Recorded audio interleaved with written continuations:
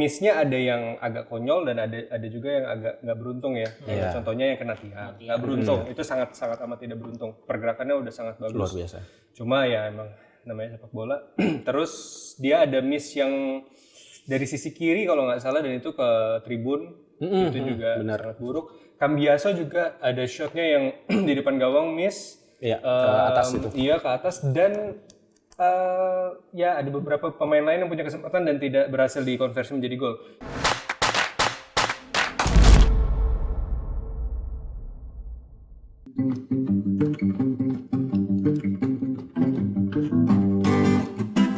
Timbul Opini football, tempat tifosi pada ngobrol untuk membahas sepak bola.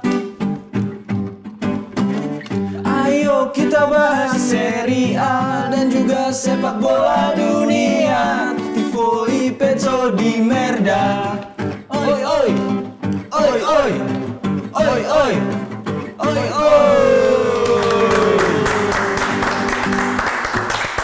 Sudah lama kita tidak opening ya, teman-teman ya. Akhirnya kembali lagi opening ini dengan pulangnya Abang Bintang ke sini. Kalau kalah dia muncul. Kalau kalah muncul. Kalau menang nggak mau. Lemburan aman lemburan. aman. Aman ya udah. Soalnya kalau menang tuh yang dibahas membosankan. Oh gitu ya. Ini Oke. begini gitu. Kita sapa dulu para tifosi ya. Halo tifosi, welcome to Pinball, Opini Football.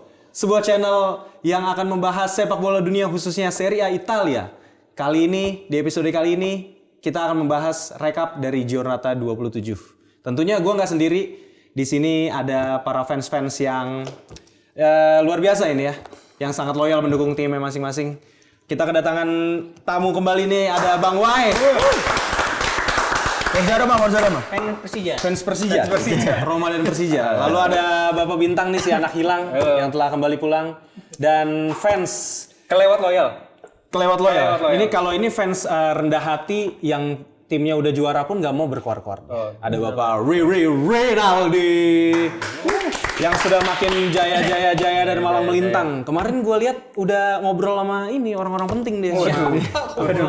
Itu sama Hairul Tanjung, sama Pak Surya Paloh gitu belum kesana ini. Belum lah. Tapi ngomong-ngomong masalah perpanditan, kita lagi dalam suasana duka nih karena ada salah satu pandit Indonesia yang baru saja kemarin pulang ya ke Rahmatullah ya, ada Bung Rana ya. Bung Rana dia itu dari Box to Box, betul. Gue nggak kenal cuman tapi gue sering mendengarkan podcastnya, jadi ya Benar. cukup familiar lah suara beliau di gue. Setuju, itu kita doakan semoga Allah menerima amal ibadahnya ya dan diterima di sisinya gitu. Turut berduka cita sedalam-dalamnya untuk keluarga yang ditinggalkan, semoga diberikan ketabahan tentunya. Dan juga keluarga Box to Box yang sedang berduka semoga diberikan ketabahan ya.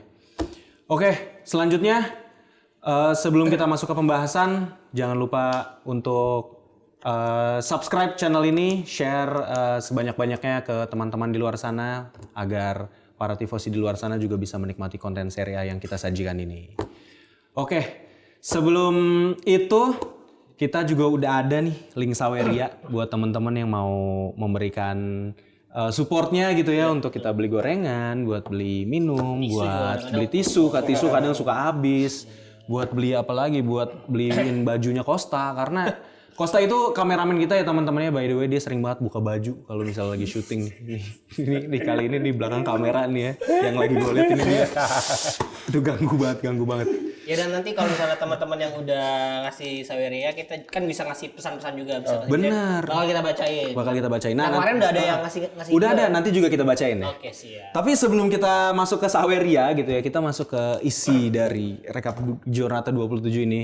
Ini ada pertandingan pertama yang akan kita bahas itu antara Monza melawan AS Roma. AS Roma ini meraih hasil yang kelewat positif menurut gua semenjak dilatih oleh Daniel De Rossi. Baru kalah satu kali dari juara Serie A musim 2023-2024 yaitu Inter Milan. Langsung aja, Abang kenapa Roma bisa? Bener. Iya, Bang Wai. Silakan Bang. Coba dibahas dulu ini tim kesayangan lu Bang. Kenapa gitu? Kenapa Daniel De Rossi yang lu ragukan ini? Why gitu? Why dia bisa luar biasa ini? De Rossi mengutip itu adalah mengapa bisa sampai sejauh ini performa tim itu karena tim itu sudah punya karakteristik terlebih dahulu.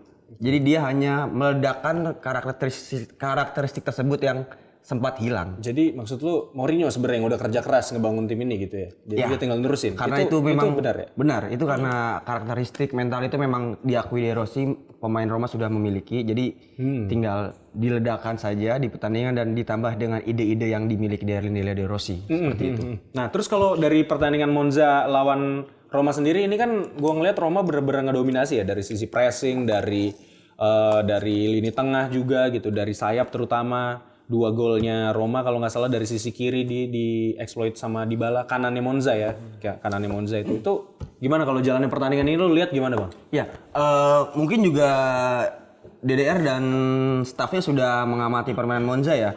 Di mana 2 fullback mereka yaitu Birindelli dan Carboni itu sering overlap, terutama Birindelli ya, karena beberapa kali Birindelli mendapatkan peluang ke gawang Roma, yang sayangnya gagal dikonversikan sebuah gol.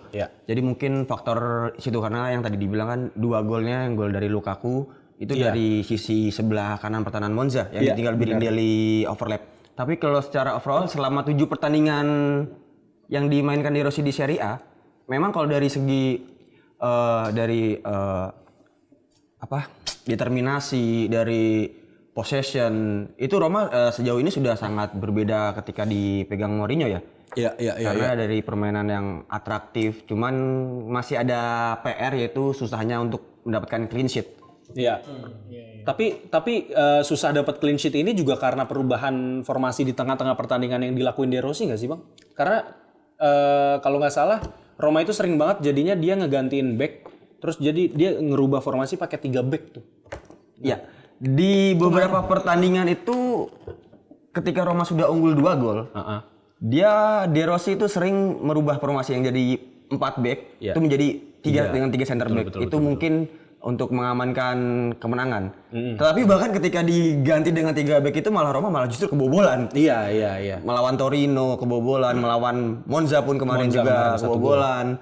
Lalu menghadapi Hellas Verona di awal-awal juga kita kan kebobolan juga. Benar.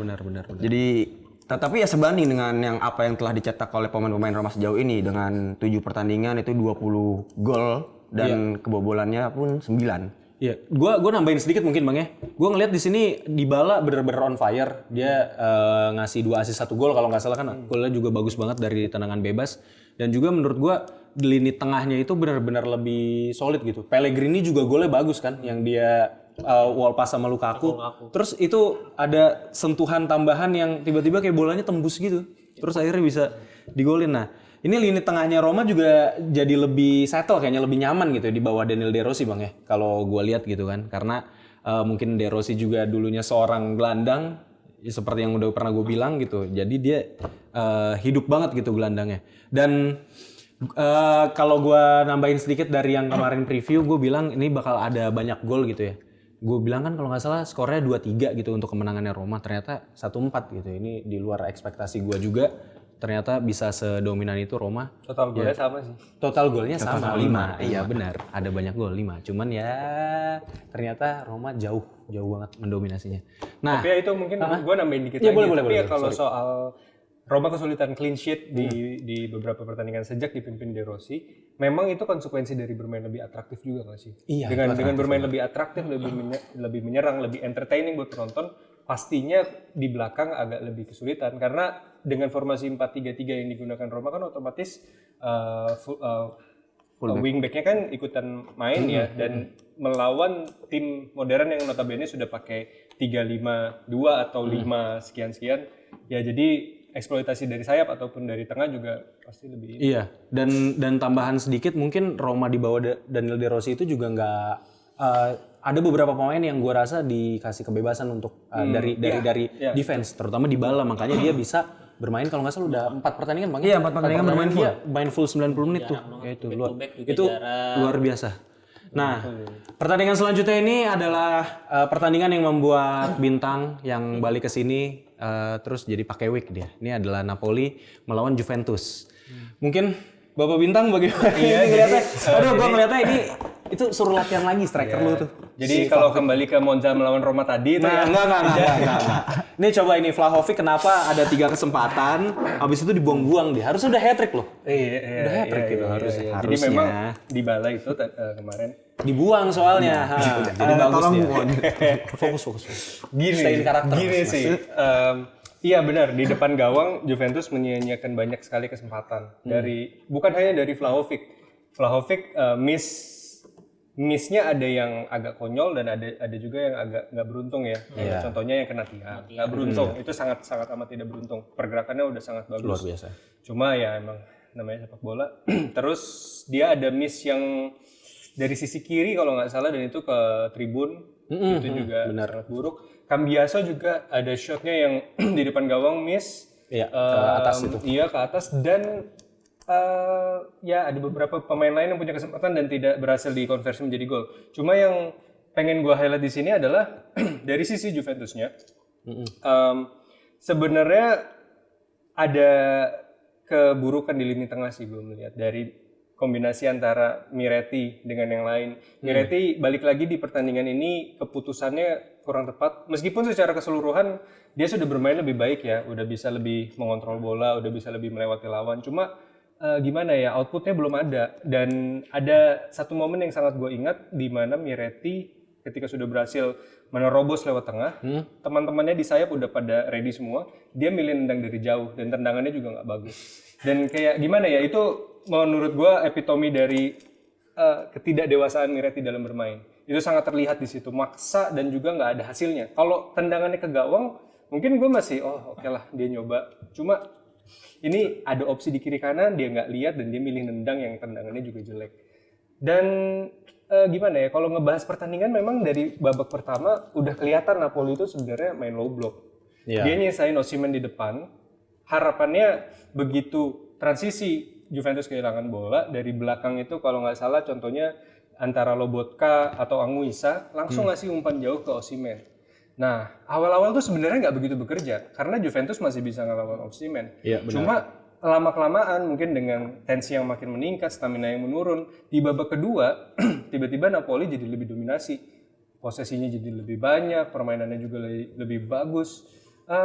Gimana ya, di pertandingan ini secara keseluruhan selain Juventus menyiapkan peluang, ada unsur ketidakberuntungan juga karena selain Juventus ada yang gol nggak jadi dari Vlahovic, Napoli juga proses golnya sebenarnya nggak bisa dibilang terlalu baik ya. Setuju.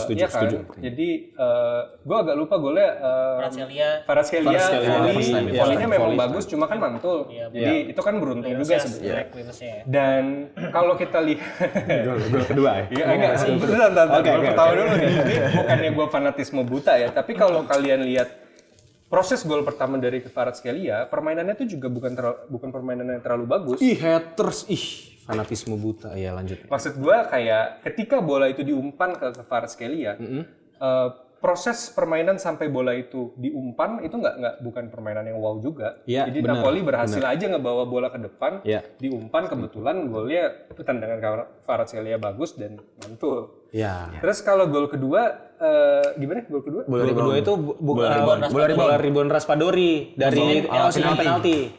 Oh yes, penalti. Nah, ini nih poin keburukan nomor satu nih yang pengen gue bahas. Gue nggak mau mengkambing hitamkan orang ini ya. Cuman gimana? Kelihatan banget kan si Nonge masuk jadi pemain pengganti. Habis diganti lagi. Ya mungkin itu blunder dari Allegri ya, kayak gimana di tengah sebenarnya Alcaraz menurut gue dari 2 pertandingan yang gue tonton dia bermain dengan bagus. Dia punya eksplosif yang bagus, juga passingnya bagus-bagus, pergerakannya bagus. Cuma begitu Nonge masuk, dia bahkan nggak bisa nerima bola. Ketika dikasih, dia nggak siap. Dia lari kejar bolanya kerebut lawan. Masih dingin itu kakinya, grogi kayaknya. Mungkin ya. Jarang main juga kan si Nonge ini? Jarang main dan memang masih muda juga.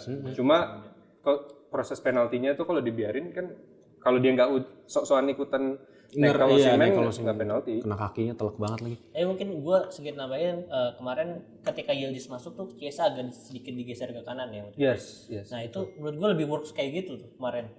Dibandingkan kemarin Chiesa-nya dipaksa main. Dia kan emang nggak suka main sebagai striker sebenarnya. Maksudnya lebih suka dengan sebagai winger kan. Nah kemarin akhirnya juga cetak gol dan dari sisi kanan dia lebih berbahaya karena di kirinya Napoli itu ada Oliveira ya, dibandingkan dengan Di Lorenzo ya mungkin lebih susah ngelewatin Di Lorenzo daripada. Iya benar. Nah gue ada tambahan juga nih ini gue buka catatan dulu nih biar kayak lu kan suka buka catatan. Cuman gue di kertas aja nih kebetulan. Ini jadinya kalau tambahan dari gue itu ini nih ada fun fact beberapa nih. Jadi Napoli itu emang benar gue setuju sama Bintang. Dia mainnya bukan tanpa celah gitu ya. Itu bener-bener banyak banget celahnya. Harusnya udah bisa ada 3 gol di babak pertama. Kalau misalnya semuanya gol dari Vlahovic gitu. Vlahovic itu memang masalah finishing dan first touch-nya menurut gue masih banyak perlu diimprove. Tapi sebagai seorang striker, pergerakannya itu luar biasa. He's a top striker. He's a really good striker. World class striker gitu ya untuk pergerakan. Tapi memang untuk finishingnya masih perlu dilatih lagi. Nah, sebaliknya nih Napoli menurut gue berhasil memanfaatkan ketidakberuntungannya Juventus nih di depan gawang gitu kan. Sorry gue pulpen bunyi. Nah itu tapi ini ada yang menarik nih, klenik-klenik nih karena lagi nggak ada Rangga ya gue tambahin nih. Jadi gini, ini statistiknya lucu nih. Jadi dari 19 pertandingan dari 19 pertandingan sebelum lawan Juventus ini, ketika Kvaratskhelia itu ada golin di 19 pertandingan Serie A dan 19-nya itu Napoli menang. Jadi kalau Kvaratskhelia golin, Napoli itu menang. Nah, terus ini di 20, ini pertandingan ke-20 yang Kvaratskhelia cetak gol di Serie A itu juga menang. Nah, jadi buat lawan-lawannya Napoli ke depan ya, kalau misalnya mau ngalahin Napoli jangan sampai Kvaratskhelia itu nyetak gol. Udah gitu aja. Karena kalau dia nyetak gol menang tuh. Ada dukunnya nih, asli klinik nih. Gue juga denger soal itu dari komentator kan, pas babak pertama menit 40 sekian. Terus pas gue denger kata-kata itu gue kayak, alah, tiap kali bulan purnama juga ada orang kecelakaan. gue mikir kayak gitu kalah gitu kan, cuma klinik doang. Tapi untuk kita sambung lagi ke dewa klinik kita nih, ini bakal ada cuplikan video dari Bapak Laksmana Wirangga nih yang akan kita tayangkan nih. Sumpah ini gue ngerekam kayak bapak-bapak PNS. Kebetulan lagi di luar kota, jadi cepet aja. Buat Napoli lawan Sassuolo kemarin tidak nyangka ya, nggak nyangka kayaknya Sassuolo bisa main sejelek itu. Terus nggak ada yang spesial dari permainan Napoli, banyak kesalahan juga, cuman Sassuolo lebih banyak dihukum dari permainan pada saat lawan Napoli. Lalu balik lagi ke pertandingan lawan Juventus, buat gua kayaknya in summary Juventus main bapuk banget. Harusnya kalau kalian nonton live gua lawan Bayern Munchen kemarin, Bayern Munchen Lazio, itu Juventus harusnya bisa menang 1-5. As simple as that. Memang kesalahan error individual yang sangat-sanget jelek. Chiesa mainnya jelek banget. Terus siapa lagi ya? Ngonge from Wish atau Arias Nonge ya. Mainnya jelek banget. 15 menit diganti. Ya buat gue Juventus sangat tidak layak untuk menang dan Napoli beruntung untuk menang. Itu aja sih dari gue. Bye. Oke, itu tadi video dari Bapak Laksmana Wirangga, teman-teman, Bapak klinik kita. Itu silahkan kalau mau ada di kolom komentar menanggapi tanggapan dari dia itu ya. Nah, ini tapi karena kita semua udah ngomong nih ya, haus juga nih. Gue pengen merasakan minuman-minuman kemenangan ini. Tapi betul kenapa ini udah nggak di warung lagi ya? Nah, warung kita mana nih? Kita ini warung mana nih? Ini mau jawaban serius apa jawaban bercanda nih? Ini kota mana? Ini di Venice. Bonjo. Tadi bukan Bonjo. Bukan. Ciao. Buongiorno. Bonjour itu di Prancis, Pak. Tapi lu juga kalau opening Buongiorno Tifosi. Buongiorno bukan Bonjour, itu Prancis. Ya udah ini lu minum dah ini, mumpung lagi di Italia. Iya benar. Makanya kita ke Italia kedatangan Bang Wai juga. Iya, lagi mampir di sini. Ini Vespanya Bang Wai ini. Di Venezia ya kemarin. Ini ada minuman-minuman. Salah. Enak aja minum.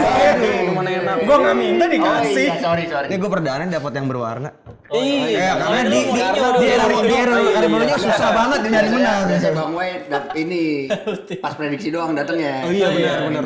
Tapi Pak, ini kenapa tadi? Ini kenapa diganti? Mana warung kita mana? Mohon maaf, laptop buat belakang ini diganti. Warungnya hilang. Jadi ketahuan dong warung gua. Padahal ada yang ngira warung beneran loh. Iya, ada. Itu pasti bukan fans Liverpool. Aduh. Nih coba minum dulu ya. Baunya Monza ini. Enak banget ya. Baunya Monza ini. Iya, bawa aspal sirkuit. Iya, Monza yang bagus tuh sirkuitnya doang. Home of the Tifosi. Kalau di Evan. Nah, sambil kita minum-minum, minum-minum. Ini kita tadi kan janji untuk ngebacain Saweria dari teman-teman dan komentar-komentarnya nih. Nah, ini pertama-tama ini makasih banget buat teman-teman yang udah ngasih kita, nge-support kita bener-bener gitu untuk kita bisa beli gorengan dan minuman-minuman ringan ini. Ini tuh dari support kalian gitu. Ini terima kasih sebesar-besarnya. Gue pribadi tuh terharu dan kaget ketika ngelihat ada yang bener-bener ngelempar di Saweria ini karena ternyata kalian bener-bener nge-support gitu kan. Nggak cuman kayak ngelempar adain Saweria dong itu. Terima kasih banyak ya teman-temannya semuanya. Luar biasa. Langsung aja gue bacain yang pertama, nanti lo yang kedua dia. Itu ada Interisti soalnya. Ini ada dari Abang Arnold Schwardiningrat gitu kan. Terima kasih sudah collab sama Ngomin. Wah, sama-sama Bang. Ditunggu collab dengan channel lainnya. Semangat. Dia tuh ngirim udah 3 kali sejauh ini. Last Saturday. Oh enggak itu. Udah 3 kali dia ngirim Bang Arnold. Iya, ada lagi tuh di bawahnya tuh Bang Arnold luar biasa. 3 kali lah kalau nggak salah. Terus selanjutnya ada dari Interisti cuma nulis Forza Inter doang ya. Forza Inter. Sempre. Nah terus yang menarik ada ini dari Alvin nih. Alvin lah. Oh bukan, ini Alvin. Alvin ya. Alvin Rahmawan emailnya. Jadi sukses terus, coba sekali-sekali undang fans random yang komen. Nah, kita juga sebenarnya pengen. Nah, cuman Bung Alvin ini tinggal di mana nih? Kira-kira kalau di Jakarta mungkin kita bisa undang ke sini. Tapi kalaupun Bung Alvin tinggal di Jakarta, mohon maaf, Bung Alvin ini akan menjadi tamu kedua. Gitu. Jadi orang fans random kedua yang akan kita undang. Karena fans random pertama yang akan kita undang tentunya Bang Rahmat Roma yang tidak pernah absen di kolom komentar kita. Itu luar biasa, sumpah. Kalau ada orang yang gua ngefans itu nomor 1 Bang Rahmat Roma itu. Juga penasaran bagaimana ya? Lu itu bukan anak Roma, lu nggak kenal itu? Belum. Orang Jaktim mana ya? Roma mana? Orang Jaktim. Oh, berarti boleh tuh terjangkau ya? Terjangkau. Terus tolong ada pertemukan saya dengan dia kalau. Iya itu akan ya. Apa kita bahas ini lagi aja? Oke. Spesial Roma. Oke. Karena Roma di bawah DDR ini kan Roma yang baru gitu. Terus ada lagi Bacain tang. Baca enggak lu? Lu baca enggak? Selanjutnya ada dari Bang Baim. Baim. Oh iya ada nih Bang Baim. Terima kasih. Katanya suka banget sama konsep Pinsport. Semoga bisa minimal 100k subscriber. Amin. Pas Inter, itu kepotong kayak pas Inter juara. Amin. Nah, terus ada nih yang menarik ada Rangga Lovers ngirim 1.000. Ngirimnya 100.000 gede loh paling gede nih sejauh ini. Asli. Ini ada komennya hari-hari tanpa Rangga sang penari seperti Inter tanpa Hakan dan Milan tanpa siapa di kepala. Leo mungkin. Leo kayaknya itu. Atau tanpa Pioli kali, tanpa Pioli. Enggak. Nggak boleh ngasih jari tengah kasar. Ya. Oke, itu tadi Saweria, terima kasih sekali lagi teman-teman atas dukungannya.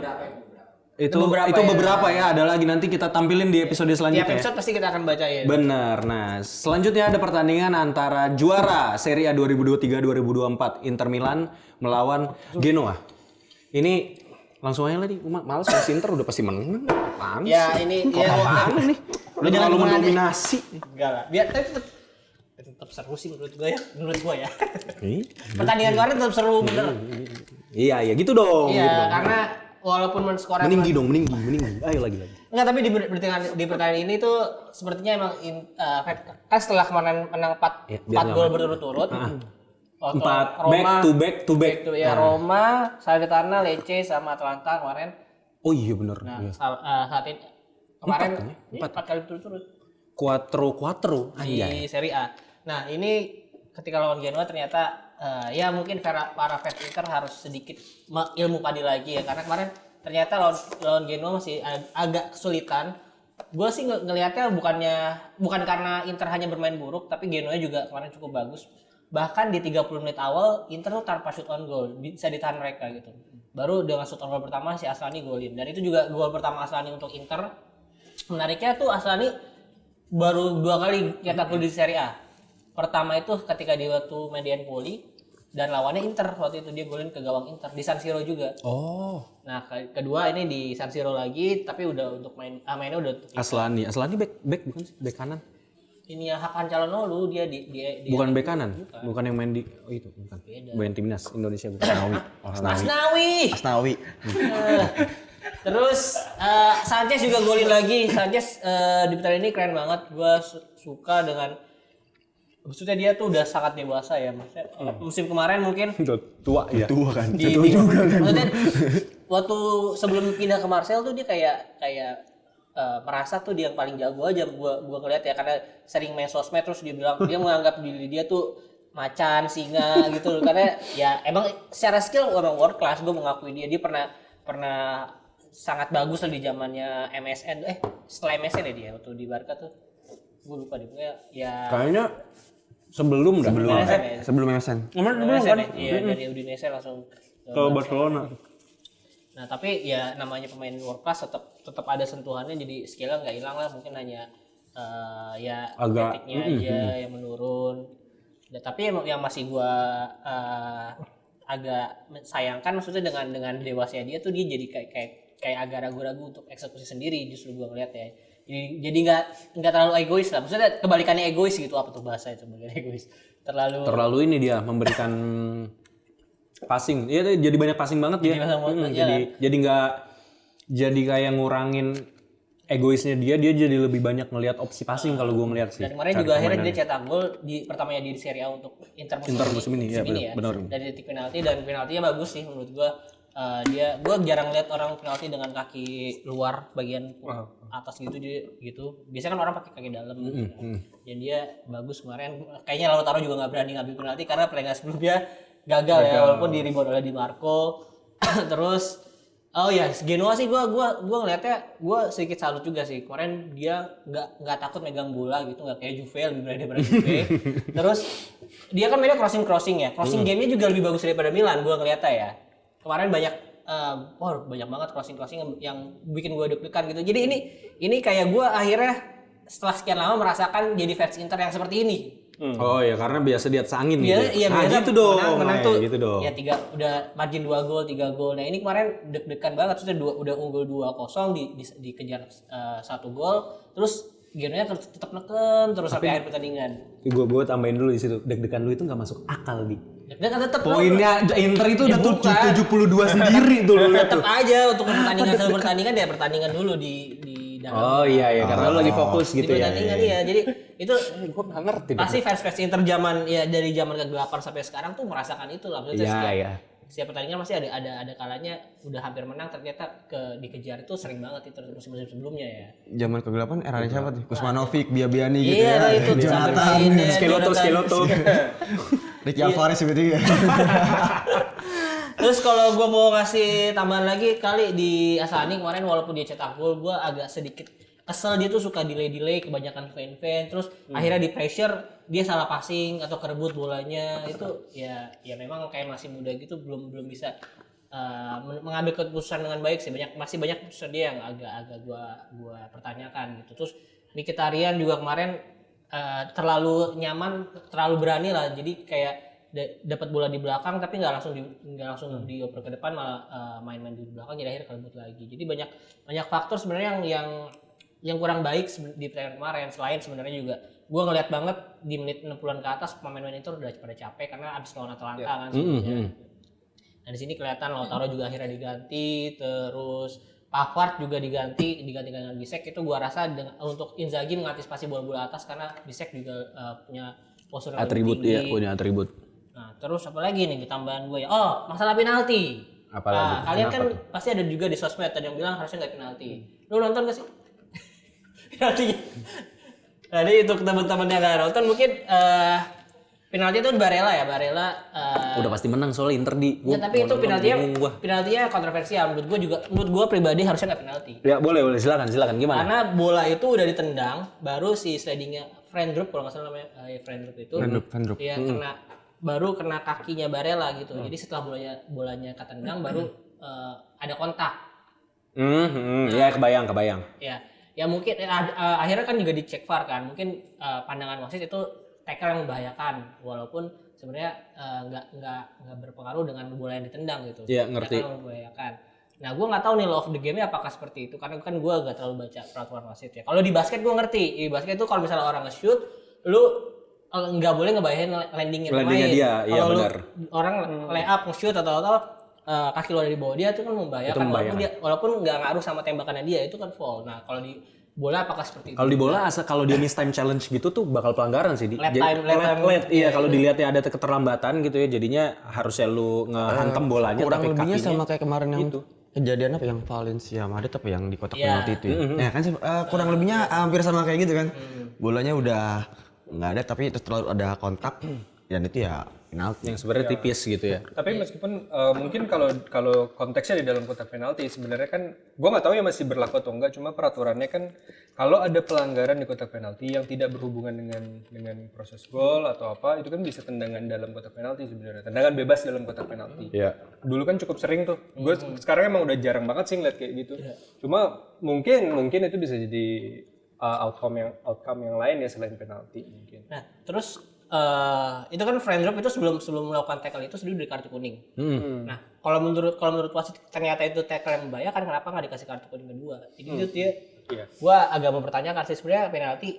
Kalau lu kasih penalti harus itu lu anggap pelanggaran yang agak membahayakan kan. Tapi kenapa kalau membahayakan nggak lu kasih kartu kuning gitu? Jadi ya. Kita langsung datangkan ini wasit dari Serie A. Karena menurut gua kemarin wasitnya agak kurang menurut gua, ya ke Genoa kurang, ke Inter juga kadang-kadang memberikan agak kurang lah. Nggak konsisten gitu. Nggak konsisten juga. Benar. Kemarin ada masanya Lautaro Martinez dikira diving padahal dia nggak minta sama sekali penalti. Gitu. Jadi dia dijegal sama gue tahu kalau yang itu. Jatuh tapi nggak minta penalti, tapi dikasih kartu kuning. Dianggap diving gitu kan. Gue juga bingung tuh. Ini tapi ngomong-ngomong wasit Serie A, emang ini lagi lumayan di beberapa minggu ya, kayak beberapa bulan ini emang wasit Serie A itu lagi ada ngaco-ngaconya gitu ya. Dan kayak VAR itu jadi kurang dimanfaatkan dengan baik gitu ya. Nah, tapi untuk pertandingan selanjutnya ini benar-benar wasit memberikan 3 kartu merah kepada Lazio, di mana ini pertandingan tarkam antara kampung Roma melawan kampung Milan ini ya. Ini dari awal udah tensi tinggi. Enggak bang, oke bang. Sebelum gue memberikan tanggapan, mungkin dari lu, kalau lu ngeliatnya gimana ini? Ini tensi tinggi yang menurut lu kayak lu gak memperebutkan apa-apa gitu. Kayak iya sih. Santai aja gak sih? Milan memperebutkan runner up. Iya, dia ngejar Juventus gitu. Lazio juga ngejar. Gue ngerti sih. Cuman maksud gue kan kayak kenapa lu harus main kayak gitu kan? Maksudnya kalau lu ngeliatnya gimana Bang Wai? Ya lu lu main ngotot tapi lu gak bakal dapat trofi kan intinya. Iya, kayak gitu maksud gue, kayak ya udah aja gak sih, kayak agak pelan-pelan gitu. Ya itu selamat datang di kota Roma. Seperti itulah kota Roma. Panasnya kota Roma ya kan. Baru berapa menit aja pelatihnya Lazio udah kartu kuning kan. Iya benar. Iya. Si Sarri kartu kuning tuh.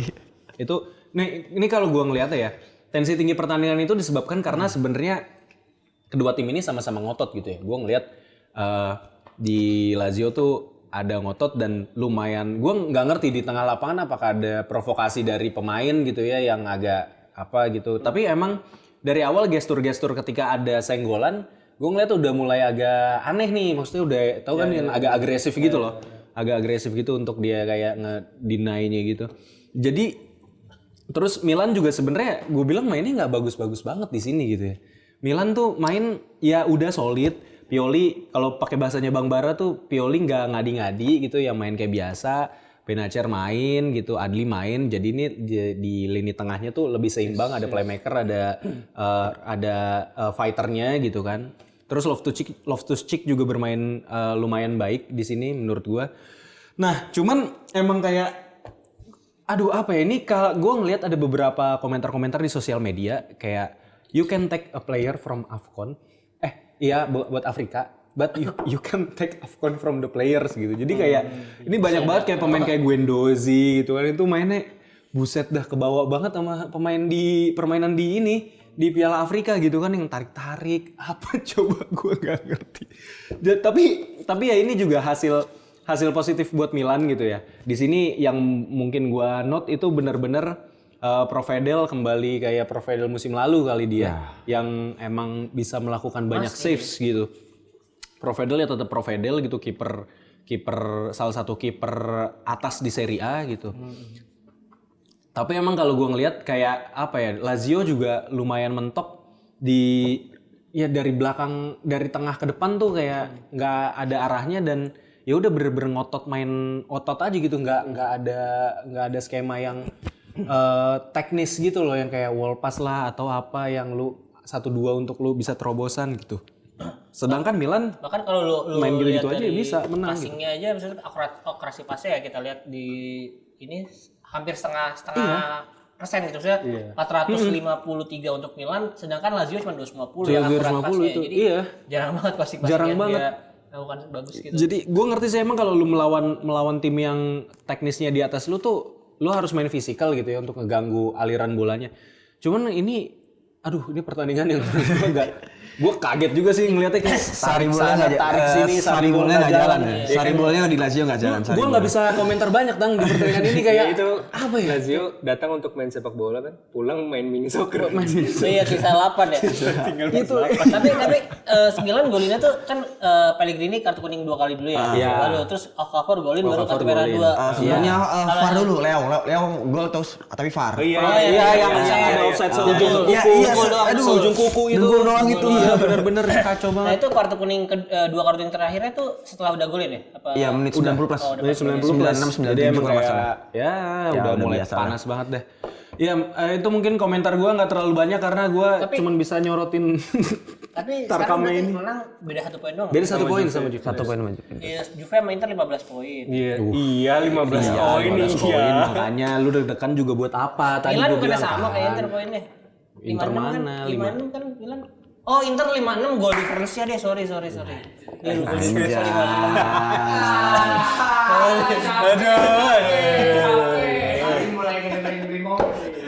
Dilawanin Arsenal aja kali ya, yang lagi menang banyak kan dilawanin Arsenal juga. Tunggu lawan Atletico, tapi masih menang sih kayaknya lawan Atletico. Nah ini kita lihat cuplikan Bang Bara bersama dengan MI Sezione Malang, katanya dia mau ngobrol bareng. Nah ini kita lihat cuplikannya tentang Lazio melawan Milan.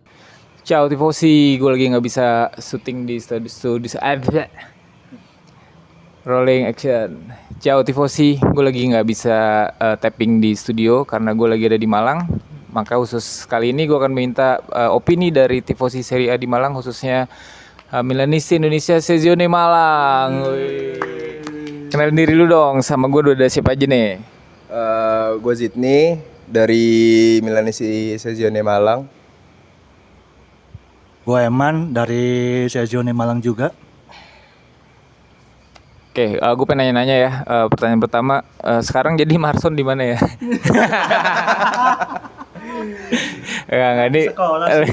Ini match tentang kemarin Milan lawan Lazio nih. Gue ke Eman dulu deh. Man, lu ngelihat permainan Pulisic kemarin gimana nih di spesifik dia melawan Lazio kan? Kayaknya dia ada mendapat hal-hal kontroversi dan juga lumayan disorot lah permainan dia kemarin. Menurut lu gimana? Menurut gue sih Pulisic dengan stylenya dia ya menurut gue emang cukup disorot ya. Mengingat Milan kemarin itu fokus ke sebelah kanan Pulisic, kiri Leonya cukup terhalangi juga. Dan imbasnya juga Lazio akhirnya dapat 2 kartu merah. Kalau nggak salah itu nggak dari Pulisic. Dari Pulisic dapat 2 kartu merah. Luka Pellegrini sama Guendouzi di akhir babak kedua lah nggak salah. Menurut gue cukup impact-nya cukup besar juga sih buat kemenangan Milan kemarin. Itu berarti karena dia cerdas atau gimana itu?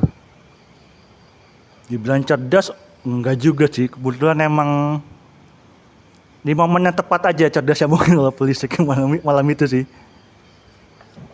Kalau Zi kan dia di Instagramnya mendapat ancaman-ancaman tuh dari fansnya atau Ultrasnya Lazio. Menurut lu kelewatan nggak sih atau gimana? Kalau menurut gue dibilang kelewatan untuk saat ini iya. Cuman kalau misalnya kita lihat sisi baliknya tifosi Serie A atau enggak, ya apalagi dengan militannya ultras di Lazio lah, Laziale-nya dia kurva shoot ya. Itu sama Romanya gue nggak iya. tahu. Itu ya menurut gue itu hal yang wajar sih di dunia fans club atau enggak di dunia pesepak bolaan saat ini. Lalu ya apalagi dengan di Italia sendiri kan kita ngebahas sepak bola tuh udah kayak ngebahas agama ya. Jadi apapun kayak tim apa yang lu dukung ya mau nggak mau itu harus menang, kasarnya gitu dah. Dan nggak mau kalau sebenarnya tim lu kalah. Apalagi ngeliat Milan kalah, Milan seri sama Monza, kayak gitulah. Kesel banget ya. Nggak kebayang sih kalau kemarin kalah itu nggak kebayang sih. Nih kalau Pioli ada di depan sini nih mau lu apain nih? Gue cukup terima kasih aja kali buat Pioli ya. Cukup untuk musim ini aja terima kasihnya. Musim depan mungkin Pioli untuk bisa sama teman-temannya lah, angkat kaki lah dari Milanello. Kalau sama Pioli ya gue cuman bisa terima kasih buat Scudetto-nya. Habis itu ya mending lu cabut aja deh ya. Karena taktiknya nggak ada yang udah capek ngeliat taktiknya Pioli. 505 ya, 505 Iya. taktik yang brilian sekali. Ada lagi taktik baru ternyata. Itu dia bikin taktik itu 703, Pak. Jadi 3 depan, 7 di belakang. Jadi tengahnya itu habis. Ya mungkin dia pengen bypass midfield ya. Cuman dilihat dari segi permainan bypass midfield pun juga nggak terlalu kepake gitu strateginya kayak gitu sih. Nah kalau misalnya si Pioli di match kemarin performanya menurut lu apa yang kurang dari dia nih? Kalau menurut gua performanya Pioli banget kurang itu nggak cuman kemarin sih, apalagi soal taktik sama strateginya. Jadi ya mungkin Pioli lebih baik sekolah lagi sih. Minimal sama Ancelotti lah. Kalau lawan Slavia Praha optimis menang? Slavia Praha optimis menang lah 2-0. Untuk lawan Praha mungkin ya iyalah 2-0 mungkin ya. 2-0 gitu. Main aman nyari tiket aja. Jovic kali ya starter ya, ambil. Jovic tengahnya Adli lah. Gue pengen Adli starter. Gue pengen Okafor sih boy. Lagi naik daun juga sih Okafor. Oke, sekian dari gua. Thank you banget udah saksikan. Balik lagi ke studio. Ciao. Oke, itu tadi antara Bang Bara antara Bang Bara lagi. Itu apa tuh komentar Bang Bara antara Lazio melawan AC Milan. Nah, selanjutnya ini karena ada pertandingan yang berjalan early gitu ya di hari Kamis dini hari kalau nggak salah ya. 7 Maret ya kan? Sebenarnya ada lebih early lagi Lazio Munchen tuh lebih early lagi tapi early lagi cuma kayak sempet. itu kayaknya nggak sempet nih kalau ketika ini tayang kayaknya udah lewat ya. Jadi ini adalah pertandingan antara Sporting Lisbon melawan Atalanta. Gimana ya? Mungkin gue nggak bisa berbicara banyak sih tentang Atalanta dan Sporting CP, tapi yang lucu adalah bahwa mereka sebelumnya ketemu di grup dan mereka sekarang ketemu lagi di 16 besar. Kalau jarang ya langka ya kayaknya. Jarang ya langka kejadian kayak gini. Mungkin kalau misalnya kita melihat dari segi tim, dua-duanya tuh sama-sama tim yang udah hitam juga sih di liganya. Sporting CP meskipun mungkin nggak terlalu bersinar dibandingkan Porto gitu ya. Tapi pada kenyataannya kalau dia bertemu tim-tim besar Eropa lain, dia cukup bisa bikin kewalahan. Dan Atalanta di musim ini performanya sebenarnya cukup bagus kan? Ya, setelah paruh musim. Setelah bulan Januari. Januari itu dia baru kalah lawan Inter kemarin. Maksudnya sejauh itu nggak pernah kalah juga. Iya dan gua rasa Atalanta harusnya tetap punya kans yang besar nih di sini karena gua senang banget kalau ngelihat si De Ketelaere ya kalau dia main. Gua melihat dia punya kemampuan untuk memecahkan kebuntuan dan juga dia rela mengorbankan dirinya untuk mundur lebih jauh. Dan karena jujur gue nggak terlalu tahu cara mainnya Sporting kayak gimana, tapi gue rasa dengan komposisi pemain yang dimiliki Atalanta saat ini harusnya bisa meraih hasil positif lah, bisa menang lah di leg ini. Kalau feeling lu atau prediksi lu untuk skornya? Itu mainnya di kandang Lisbon. Ya, mainnya di kandang Sporting dan kalau dari pengalaman gue menonton Juventus bermain di Portugal biasanya kurang bagus. Kayak nggak tahu tim Itali kalau datang ke Portugal tuh kayak entah ya mungkin udaranya beda. Juga belum kemarin lawan Benfica juga sering. Lawan Benfica sering kan? 3 sama ya? Lama nggak pernah menang. Iya, sama sih. 3 sama kan. Bang Wai, mungkin gue mungkin mungkin menangnya tipis lah 1-0. Ini mainnya di mana dulu sih? 1-0 untuk kemenangan siapa nih? Di kandang Bergamo dulu nih, di Bergamo Enggak, dulu. di Stadio Jose Avalde. Di Portugal mainnya. 0-1 berarti untuk Atalanta. Kalau Bang kenapa? Silakan. Oke, makasih. Bang Reja nggak pakai Arab. Aduh. Ya, kalau untuk ini gue mau minta maaf dulu nih buat fans-fans Bergamo Indonesia atau Atalanta Indonesia karena menurut gue tim-tim Italia bener kata yang dibilang sama Bintang dan Aldi sulit menang ketika bertandang ke Portugal. Nggak tahu karena faktor apa. Mau sekalipun tim Portugal tersebut komposisi pemainnya lebih di bawah tim Italia, tapi jarang tim Italia bisa meraih kemenangan mutlak itu di Portugal. Apalagi Atalanta juga di 3 pertandingan terakhir di Serie A belum pernah menang ya. 2 kali kalah dan 1 kali draw. Dan mungkin Atalanta akan tetap mengandalkan Tonko Mainers ya dan CDK. Yeah. Karena menurut gue musim ini Atalanta itu kurangnya hanya di goal getter. Kehilangan Dufan Zapata itu menurut gue berpengaruh banget. Skamaka belum sesuai ekspektasi. Muriel cabut. Taktis hanya ada Lukman ya yang sering mencetak gol ya. Betul. Jadi ya prediksi gue mungkin Sporting CP bisa mengalahkan Atalanta. Kalau gue mungkin ini kan sebenarnya Skor. Sorry. Mungkin 2-0 untuk Sporting. 2-0 untuk Sporting. Silakan lanjut. Sebenarnya kemarin kan di grup mereka ketemu juga kan. Nah, itu Atalanta menang tuh di kandang Sporting CP. Nah, tapi untuk kali ini kayaknya agak sedikit beda karena sekarang Sporting CP juga lagi di puncak klasemen Portugal nih. Di posisi 1 baru main 2-3 sedangkan yang lain udah 2-4. Dan untuk pertandingan selanjutnya tuh si Sporting akan lawannya Arauca. Arauca tuh tim asal Portugal yang saat ini masih di posisi 7. Sedangkan Atalanta akan menghadapi Juventus abis ini ya. Abis ini. Jadi fokusnya Atalanta akan lebih terpecah nih karena ya lawan tim yang juga hebat gitu juga di Serie A gitu. Dan sedangkan si Sporting hanya lawan yang di bawahnya gitu. Jadi sepertinya si Sporting akan lebih mengincar kemenangan, tapi gue di sini masih sedikit melihat hasil seri sih, hasil imbang mungkin 1-1 skornya. Dan gue akan sangat senang kalau misalnya Atalanta bisa lolos maju ke babak selanjutnya karena Atalanta bisa mengalahkan mungkin Sporting CP bisa jadi juara Liga Portugal nih. Seorang tim yang mungkin di luar 4 besar Serie A bisa mengalahkan juara dari Portugal itu kan membanggakan banget untuk fans klub Italia. Ya, Atalanta mau lawan Juventus ngapain dipikirin sih? 0-0 lagi ya. Kalau selama pelatihnya masih Allegri dan Chiesa masih ditaruh striker kayaknya aman-aman aja. Ya, intinya Allegri gonta-ganti terus pemain tengahnya. Tapi emang udah ada omongan tuh. Gua ngelihat di IFTV antara Allegri atau Chiesa yang cabut gitu. Karena sebenarnya dua orang ini tuh kayak lagi nggak ngeklik nih, kayak lagi nggak mengerti satu sama lain gitu. Tapi gue nambahin dulu sedikit untuk yang Sporting lawan Atalanta. Gue sama Aldi juga ngeliatnya ini hasil yang seri karena kalau gue ngeliat selain tadi teknis sudah dibahas sama Aldi, gue ngeliat dari pengalaman Milan waktu bertandang ke Rennes ya. Ke Rennes itu bener-bener semangat juangnya tuh luar biasa banget gitu ya. Menurut gue Sporting bisa menang dengan selisih 1 ya. Kalau gue ngeliat sih ini golnya bisa jadi banyak, jadi ada 3-2 gitu untuk kemenangan Sporting. Dan gue harap ya nggak lebih dari itu agar di Bergamo juga bisa lebih bisa dibales gitu sama Atalanta. Tapi gue ngeliatnya itu sih. Meskipun udah nggak ada gol tandang ya. Menang lah di Sporting. Penalti deh. Habis itu ada penalti di Bergamo. Menurut Tifosi gimana? Tulis pendapat kalian di kolom komentar, ikut berdiskusi, berikan kritik dan saran, dan juga kalau ada yang mau lempar-lempar Saweria, boleh banget. Itu aja untuk episode kali ini. Terima kasih. Jangan lupa like, komen, dan subscribe juga channel kita ini, dan juga jangan lupa follow kita di sosial media @pinsport.com, itu ada di Instagram dan juga di TikTok. Saweria jangan lupa. Iya, Saweria jangan lupa.